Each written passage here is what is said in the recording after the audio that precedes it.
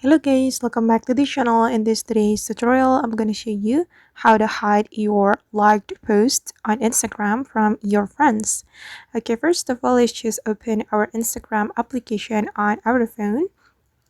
In here, I have my Instagram application opened and we can go to our profile. Tap on this profile button and tap on this three lines button on the top right corner of our screen, and we're going to open the settings and privacy. And after that, we can scroll down until we find the likes you've made.